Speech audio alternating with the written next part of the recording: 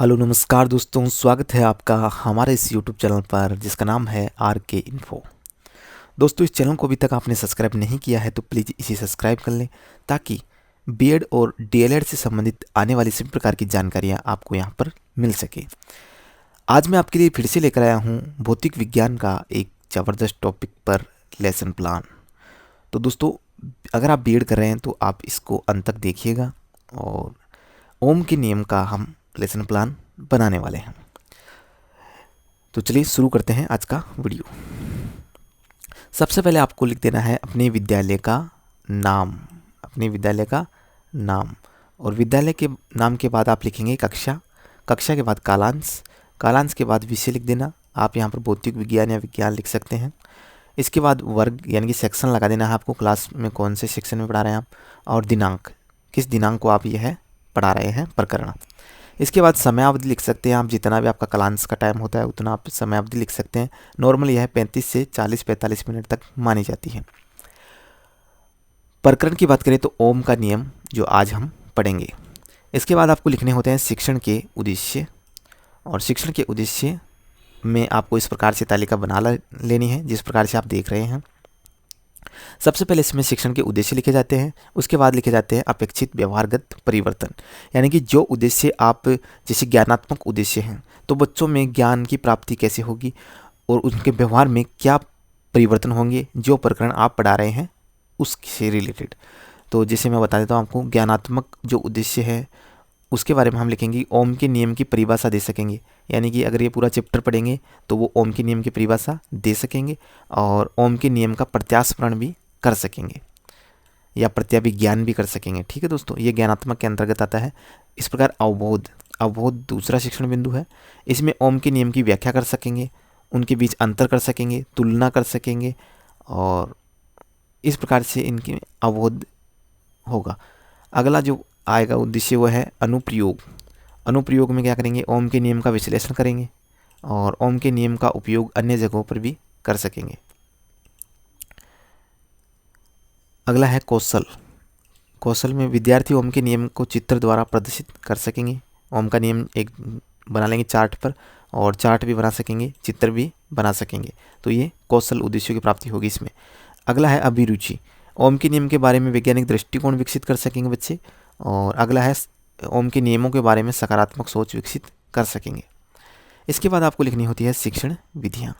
तो शिक्षण विधियाँ हम यहाँ पर व्याख्यान विधि काम में ले रहे हैं, तो यहाँ पर मैंने व्याख्यान विधि लिख दिया है। प्रविधि की बात करें तो उदाहरण विधि और प्रश्नोत्तर विधि का उपयोग किया है। इसके बाद आपको शिक्षण सहायक सामग्री का उपयोग जो आप लेते हैं वो यहाँ पर लिखनी है, जैसे रोलर बोर्ड, पॉइंटर यानी कि संकेतक, चार्ट और श्वेत वर्तिका यानी कि चौक एवं अन्य कक्षा उपयोगी सामग्री का आप यहाँ पर प्रयोग कर रहे हैं। इसके बाद आपको दूसरे पेज पर जाना है और वहाँ लिख देना है आपको पूर्व ज्ञान। पूर्व ज्ञान में आप लिखेंगे छात्र ओम के नियम के बारे में सामान्य जानकारी रखते हैं या बच्चे ओम के बारे में जानते हैं। तो प्रस्तावना, इसके बाद आगे क्या आता है प्रस्तावना। प्रस्तावना में आपको एक छोटी सी तालिका बनानी है। एक तरफ आप क्रम संख्या लिखेंगे, आगे आप लिखेंगे छात्र अध्यापक क्रियाएं, यानी कि जो शिक्षक क्रिया करता है वो इधर लिखनी है, और इधर आप लिखेंगे छात्र क्रियाएं, जो बच्चे आपके सामने क्रियाकलाप करते हैं वो इधर लिखने हैं। तो प्रस्तावना में प्रश्न पूछे जाते हैं। हम पूछते हैं टीवी किससे चलता है, तो बच्चे कह रहे हैं बिजली से। अगला क्वेश्चन है बिजली कहाँ से आती है, पावर हाउस से। अगला है पावर हाउस में क्या बनती है, बिजली, और बिजली को हम क्या कहते हैं, विद्युत, और विद्युत धारा और विभवांतर में क्या संबंध है। तो बच्चे इसका जवाब नहीं दे पाए हैं, इसलिए यहाँ पर हमने लिखा है समस्यात्मक। आगे आपको लिखना है उद्देश्य कथन। प्रस्तावना के बाद आपको उद्देश्य कथन, और उद्देश्य कथन में लिखना है अच्छा बच्चों, आज हम ओम के नियम का विस्तार से अध्ययन करेंगे।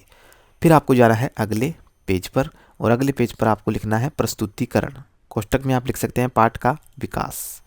इस प्रकार से आपको तालिका बना लेनी है जिसमें आप शिक्षण बिंदु लिखेंगे, शिक्षण बिंदु लिखेंगे, और शिक्षण बिंदु के बाद आप लिखेंगे छात्राध्यापक क्रियाएं और छात्र क्रियाएं, और आगे लिखेंगे शामपट कार्य या सहायक सामग्रियाँ। तो इसमें देखिए सबसे पहले आपको छात्राध्यापक कथन, और पहले इधर शिक्षण बिंदु लिखना है। पहला शिक्षण बिंदु हमने लिया है ओम का नियम। फिर छात्राध्यापक कथन में लिखेंगे आप, जो आपको बोर्ड पे दिखाई दे रहा है वो आप लिख लें, मेरे को बोलने की आवश्यकता ना है। छात्र क्रिया में आप लिखेंगे कि छात्र ध्यानपूर्वक सुनेंगे और समझेंगे। इस प्रकार से आप ये जो इनके बीच संबंध है वो आप श्यामपट्ट कार्य में भी लिख सकते हैं। अगला शिक्षण बिंदु है ओम के नियम का सूत्र। ओम के नियम का सूत्र, और आप यहाँ पर छात्राध्यापक कथन लगाकर ओम के नियम का सूत्र लिख देंगे। आप स्क्रीनशॉट ले सकते हैं या वीडियो को पॉज कर सकते हैं जैसा कि आप देख रहे हैं। इसके बाद तीसरा जो शिक्षण बिंदु आता है ओम के नियम का सत्यापन। ओम के नियम का सत्यापन। और अगला है चौथा है ओम के नियम के उपयोग। ओम के नियम के उपयोग। और अगला हमें लिखना है ओम के नियम की असफलता। इस प्रकार से आपको शिक्षण बिंदु पढ़ा लेने हैं। पढ़ाने के बाद आपको बोध क्वेश्चन करने हैं, बोध प्रश्न, और बोध प्रश्न में आप 1 या 2 प्रश्न पूछ सकते हैं जो आपने पढ़ाया है। इसके बाद आपको आना है अगले पेज में, और अगले पेज में आपको लिखना है मूल्यांकन प्रश्न। मूल्यांकन प्रश्न में जैसे ओम के नियम का सूत्र क्या है, तो हमने ऑब्जेक्टिव प्रश्न दिया है, इसमें से बच्चे उत्तर ढूंढ लेंगे। इसके बाद एक रिक्त स्थान की पूर्ति लिया है, और इसके बाद एक वन लाइनर क्वेश्चन लिया है, ओम के नियम की परिभाषा। और अगला क्वेश्चन हमने लिया है ओम के नियम किन किन से संबंध दर्शाता है।